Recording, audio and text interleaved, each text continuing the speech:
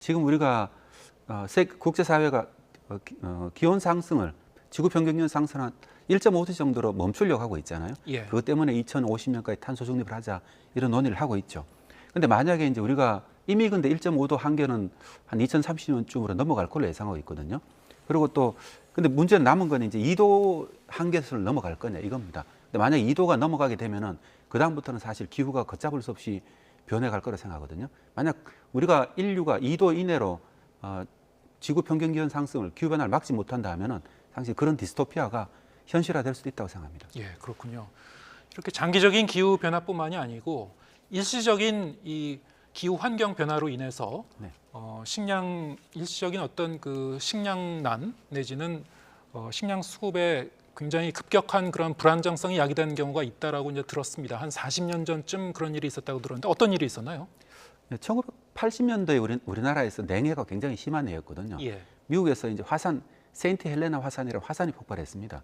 그 화산재가 이제 북반구의 성층권에서 이 태양빛을 가려버리니까 지구 평균 기온이 그 당시 한 1도 정도 떨어졌다고 얘기하거든요. 예. 그러니까 5월부터 시작해서 우리나라 거의 매주마다 비가 내렸고 북반구의 평균 기온이 한 1도 정도 떨어지다 보니까 냉해가 굉장히 심했어요. 네. 그러니까 우리나라에서 쌀 생산량이 거의 30% 정도가 감소를 했거든요. 예. 그 당시만 하더라도 우리나라가 식량 자급률이 식량 수입을 거의 안 할 때였잖아요. 네. 그러다 보니까 쌀을 구하기 굉장히 어려웠죠. 수입하는 것 자체가 어려웠습니다. 돈이 있다고 해도 갑자기 살 수가 없었고요. 그러다 보니까 약간 오래된 쌀이라든가 아니면 우리가 먹지 않는 쌀 있잖아요. 네. 보통 이제 롱그레인, 안남미라고 하는 거 예. 이런 쌀을 가져오다 보니까 국민들이 그때 한번 호되게 한번 식량 위기가 이런 거구나 하고 겪었던 적이 있었죠. 예. 우리가 평소에 먹지 않는 쌀, 뭐 이 동남아를 가면은 이제 먹을 수 네네. 있는 그런 쌀을 이제 수입해 와서 일시적으로 이제 먹기도 하고 그랬던 일이 있었군요. 네네. 예. 자, 그 올해도 이제 이 전 세계적으로 이 이상 기후가 많이 이제 발생을 하고, 네. 뭐 폭염, 폭우, 가뭄, 결국에는 이 자연 재해 그리고 이런 기상 이변의 이제 발생 빈도와 강도가 이제 문제일 것 같은데.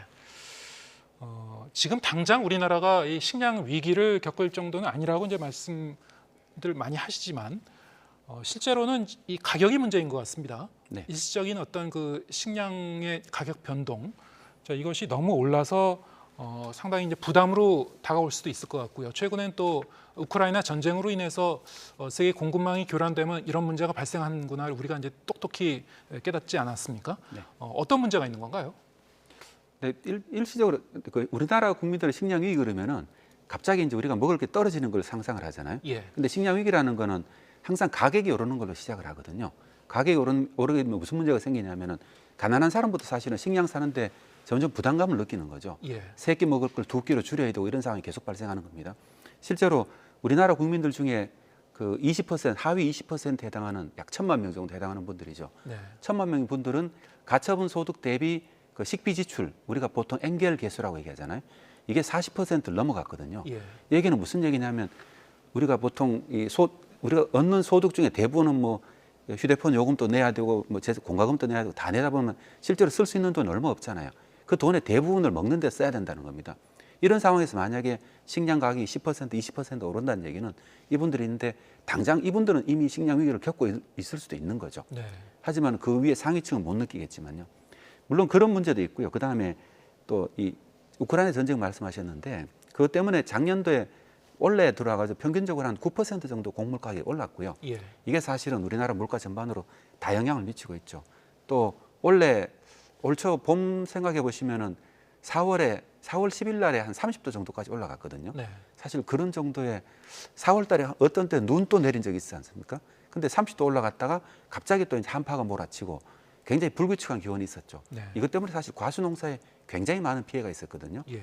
그다음에 6월에 예를 들어 탁구공만한 우박이 내리기도 하고 7, 8월은 또 원래 엄청 더웠잖아요. 이게 사실은 전부 다 농업 생산에 다 영향을 미쳤거든요.